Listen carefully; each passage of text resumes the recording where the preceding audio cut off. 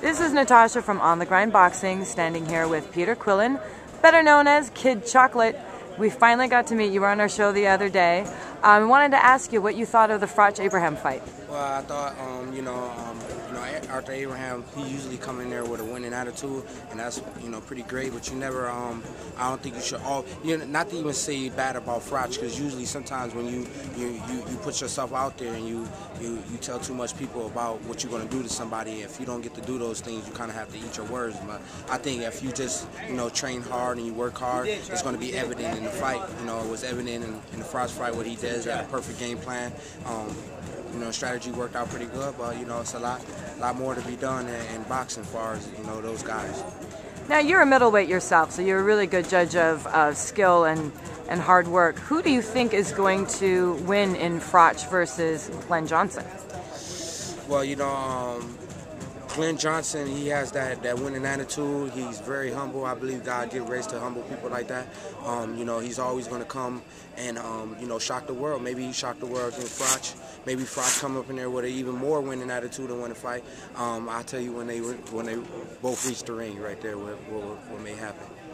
So you really think a lot of it is your attitude and is more of a mental game. What percentage would you say is hard work, and what percentage would you say is a mental attitude? Well, I would say most of it is mental, you know what I'm saying? Because the mental part gets you through the hard training, you can see I work very, very hard, and that's what helped me get a strong mental to win fights and everything. So once you, have that mental to win a fight, you can beat a guy that, can come up in there with, Arthur Abraham, he works really, really hard, but that mental sometimes is what, it narrows down to. And, a lot of these guys, when the big lights come on, they can't perform like they should.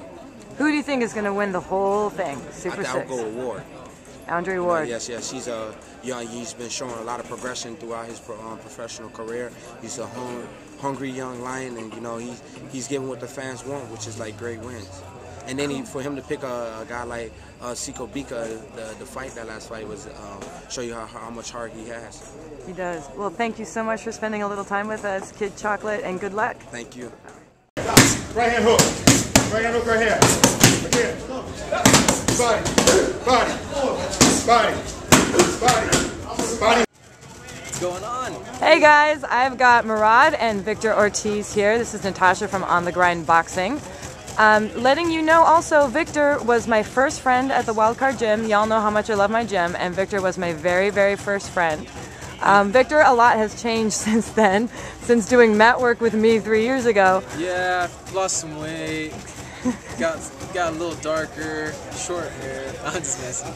No, and your career has really, really taken off since then. You were in between trainers at the time. Now what's going on with your career? I was actually loose and had no trainers at that time when I met you, and I've just been blessed. I've found and formed my own alliance of great coaches, and I don't know, I've just been hanging in there, hanging by the moment. You've had some great fights. You have a great fight coming up on the undercard of Amir versus Marcos Maidana. Yes, ma'am. How have you been preparing for that fight? You know, they're never easy. Preparations are never easy. I wish they were. I wish I could just sit down at home and watch some good old football or basketball and I'll be fine, you know, but it doesn't work like that, unfortunately. But I've surrounded myself with some great people. He's a great friend of mine, Murad, you know, and that's just one of my few friends. And, you know, just having that around me with the whole preparation has just been perfect. You have a tough opponent. Would you say this is your tough opponent to date? You know, they've all been pretty tough. I can't really just put one out in the cold like that. You know, they've all been very tough. They've all been big tests. And, you know, thank God and thank my coaches, I've been doing well. Now, who are you going to be rooting for in Amir's fight versus Maidana? You know, I don't really have a whole, like, favorite of, like, following so-and-so, but, you know, skillfully, I think Amir should take it. You know, I fought Maidana. I had the privilege to fight Maidana, and you know, it wasn't my night. It was one of those nights I never showed up, and for that, you know, I can actually give a respect to Maidana for it. But at the end of the day, you know, he knows deep inside that he's nowhere near my caliber. Murad, who do you have? For who? Amir Khan versus Marcos Maidana. You know, I'm Middle Eastern, so I'm gonna have to go with Amir. There you go. Now, we recently had a guest on our show who said you would never fight anybody, much less Brandon Rios, with him in the corner. That was Robert Garcia. Is there any truth to the rumors that there is actually a beef between you and Robert, or a beef between you and Brandon?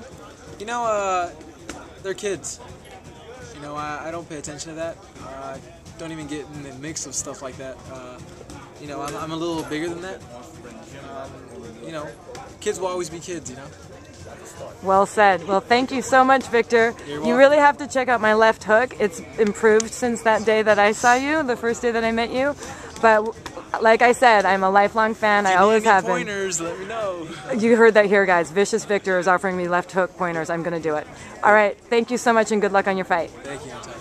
Okay. Hey, just so you guys know, you're like twins, man. Victor ate a little too much for Thanksgiving, and now he looks like this guy. Gabriel Iglesias. Gabriel Iglesias and Victor, twins. Here, hold this.